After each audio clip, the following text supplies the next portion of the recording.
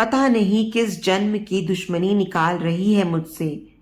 ऐसी छुई मुई बनकर बैठी रहती है जैसे मेरे आने से पहले 8-10 नौकर चाकर आगे पीछे फिरते रहते थे।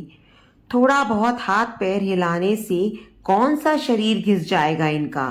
सब कुछ मेरे भरोसे छोड़कर बैठ जाएंगी। बाहर से थक कर आओ और फिर घर में आते ही रसोई में लग जाओ। वंदना खींचते हुए अपना सारा गुस्सा रसोई में बर्तनों पर निकाल रही थी। ऐसा नहीं था कि उसकी सास रुक्मणी जी को बहू के बड़बड़ाने का भान नहीं था, लेकिन वो भी ढिठाई पर थीं। बहू की बड़बड़ाहट को एक कान से सुनकर दूसरे कान से निकाल रही थीं। वंदना एक पढ़ी लिखी लड़की थी। उसका सपना था कि वो अपने पैरों पर खड़ी होगी। उसने नौकरी के लिए कई जगह आवेदन भी दे रखा था। इस बीच जब उसके लिए अनिकेत का रिश्ता आया तो उसने साफ साफ कह दिया कि वो शादी इसी शर्त पर करेगी कि शादी के बाद उसे अच्छी नौकरी मिली तो कोई उसे नौकरी करने से नहीं रोकेगा। आखिर इतना पढ़ने लिखने के बाद वो घर पर नहीं बैठ सकती। अनिकेत और उसके घर वालों को इस बात से कोई आपत्ति नहीं थी कि उनकी बहू नौकरी करेगी, इसलिए दोनों तरफ से खुशी खुशी ये रिश्ता हो गया। शादी के कुछ दिनों बाद ही वंदना का जॉइनिंग लेटर आ गया। जिस दिन वंदना ने अपने ससुराल वालों से कहा था कि वो अब नौकरी करेगी तो उसकी सास रुक्मणी जी ने सारे परिवार के सामने कह दिया था, बहू नौकरी करे इससे मुझे कोई आपत्ति नहीं है। मैं ये भी नहीं कहूँगी कि वो पहले सारे घर का काम करे फिर नौकरी पर जाए, लेकिन मैं भी अब पहले की तरह पूरा घर नहीं संभाल सकती। मुझे सब कुछ मंजूर है, लेकिन मुझसे ये उम्मीद मत करना कि मैं बहू को रोटियां बनाकर खिलाऊंगी। मुझे पता है कि अगर मैं एक बार इस भंवर में फंस गई तो जिंदगी भर नहीं निकल पाऊंगी। उस वक्त सबको रुक्मणी जी की बातें सुनकर हैरानी तो हुई थी। उनके पति ने तो ये भी कहा कि मुझे नहीं पता था कि मेरी सीधी सरल पत्नी भी सास बनते ही अपना रूप बदल लेगी। लेकिन इन सब बातों का रुक्मणी जी पर कोई असर नहीं हुआ। वो तो अपनी जिद पर अड़ी थीं।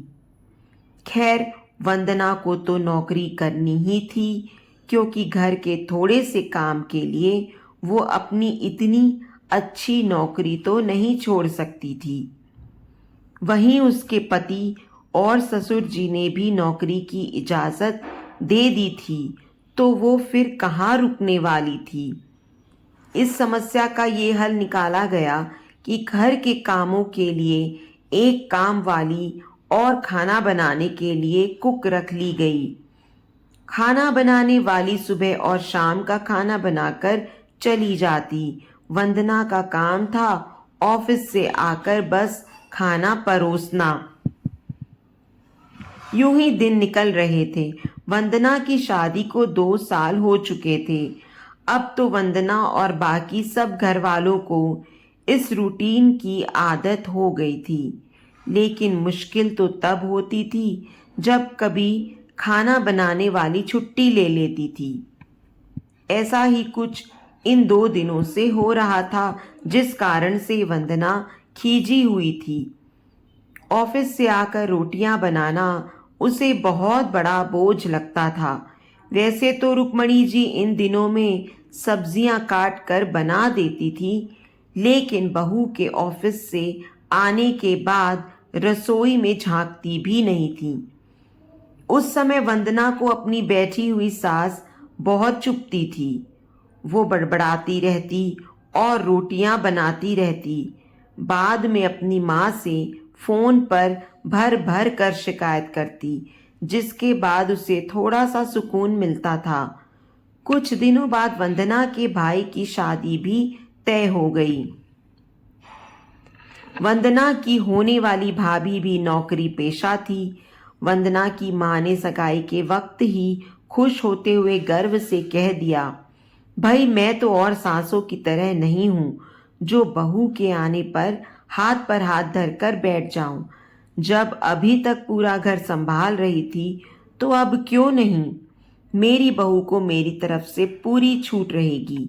जब एक माँ अपने बच्चों को रोटियां बनाकर खिला सकती है तो बहू को क्यों नहीं खिला सकती। बहू तुम निश्चिंत होकर नौकरी करना, रसोई मैं संभाल लूंगी। वंदना की माँ के उच्च विचार सुनकर उसकी होने वाली भाभी का पूरा परिवार और खुद वंदना भी गदगद हो गई। वाह माँ, आप कितने बड़े दिल की हैं। काश मेरी सास भी आपकी तरह होती, लेकिन मेरी किस्मत में ये सुख कहाँ। मेरी सास को तो बस हुक्म चलाना आता है। मुझे गर्व है कि मेरी माँ इतने खुले विचारों की है। अपनी चिड़चिड़ाहट निकालते हुए वंदना बोली। कुछ दिनों में ही वंदना के भाई की शादी हो गई और कुछ दिनों बाद ही वंदना की भाभी ने अपनी नौकरी ज्वाइन कर ली। वंदना की माँ भी अपनी बहू को हथेलियों पर रखती थी। सुबह उसका नाश्ता, टिफिन, फिर रात का खाना भी तैयार रखती थी। अपने हाथों से परोस कर सबको खाना खिलाती थी। उसकी बहू भी मम्मी जी करती हुई अपनी पसंद नापसंद बताती रहती थी, जिसे वंदना की माँ बड़े चाव से पूरा करने में लगी रहती थी। खुशी खुशी दिन बीत रहे थे, लेकिन ये प्रक्रिया धीरे धीरे अब उदासीनता में बदल रही थी। वंदना की भाभी को अब कुछ भी ना करने की आदत पड़ गई थी। एक दिन जब वंदना फोन पर अपनी माँ से बात कर रही थी तो उसकी माँ बस रो पड़ी। बेटा, मैं इतना करती हूँ तेरी भाभी के लिए, फिर भी उसे मेरी कद्र नहीं। अरे मेरी दी हुई छूट अब मुझ पर ही भारी पड़ने लगी है। क्या हुआ माँ, आप ऐसे क्यों बोल रही हैं? आप तो भाभी का मुझसे भी ज्यादा ध्यान रखती हैं। क्या भाभी ने आपसे कुछ कहा है? वंदना बेचैन होते हुए पूछने लगी। कुछ क्या बेटा, अब तो सब कुछ वो मुझे ही कहती है। ऑफिस से आने के बाद एक गिलास पानी के लिए भी मुझे आवाज देती है। नाश्ते में थोड़ी देर हो जाए तो मदद करने के बजाय गुस्सा होकर यूं ही बिना खाए चली जाती है। आखिर मेरा भी कुछ आत्मसम्मान है या नहीं? मैं तो उसके लिए बस काम वाली बनकर रह गई हूँ। माँ, ये तो बहुत गलत बात है। आप भाई से साफ साफ कह क्यों नहीं देती कि अपनी बीवी की लगाम खींच कर रखे? आप माँ हैं, कोई नौकरानी नहीं। भाभी नौकरी करती है इसका मतलब ये नहीं कि आप पर हुक्म चलाएगी। गरजते हुए वंदना बोली। किस मुंह से कहूँ बेटा, पहले तो खुद मैंने ही आगे बढ़कर कुल्हाड़ी पर अपना पैर दे मारा, फिर शिकायत किससे करूं? तेरे पापा ने तो कहा भी था कि बहू को ज्यादा छूट दोगी तो बाद में पछताओगी, लेकिन मैं ही बड़ाई की भूखी थी जो अपनी बहू को सर पर चढ़ा लिया। एक बात कहूं बेटा, तू चाहे अपनी सास को कुछ भी कह, लेकिन समधन जी का ये फैसला सही था कि वो बहू को रोटियां बनाकर नहीं खिलाएंगी। एक बार वो सबकी नजरों में बुरी अक्खड़ सास तो बन गई, लेकिन आगे के लिए कम से कम अपना आत्मसम्मान तो बचा लिया। अब ना तो तू उन्हें कोई ताना दे सकती है और ना ही कोई रिश्तेदार। काश मैंने भी शुरू से ही ये घर गृहस्थी की पूरी जिम्मेदारी अपने सिर पर लेने से इनकार कर दिया होता तो आज मेरा ये हाल ना होता। माँ की बातें सुनकर वंदना निशब्द हो गई। भारी मन से उसने फोन रख दिया। बाहर हॉल में आकर देखा तो सास ससुर आराम से बैठकर बातें कर रहे थे। बातें करते करते उसकी सास अपने नाखूनों पर नेल पेंट लगा रही थी, जिसे देखकर ससुर जी उन्हें चिढ़ा रहे थे। अब बुढ़ापे में ये फैशन करके किसे दिखाओगी? मेरी तो नज़र भी कमज़ोर हो गई है। किसी को नहीं दिखाना मुझे। मैं तो अपनी खुशी के लिए लगाती हूँ। सारी उम्र तो घर गृहस्थी में उलझी रही। अब अवकाश का वक्त आया है तो अपने शौक तो पूरे कर लूँ। पता नहीं कब भगवान के घर से बुलावा आ जाए। वंदना की सास मुस्कुराते हुए बोली। पता नहीं आज क्यों वंदना अपनी सास की बातें सुनकर चिढ़ नहीं रही थी, बल्कि वो भी मुस्कुरा उठी। सही तो कह रही हैं मम्मी जी।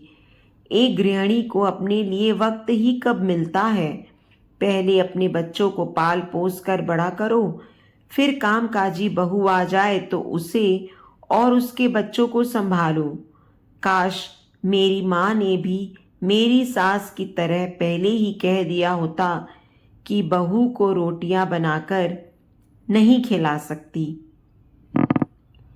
तो दोस्तों, अगर आपको मेरी ये कहानी पसंद आई हो तो इस वीडियो को लाइक करें और मेरे चैनल को सब्सक्राइब करें। और हाँ, बेल आइकन ज़रूर दबाएं, जिससे अगली कहानी का अपडेट सबसे पहले आपको मिले।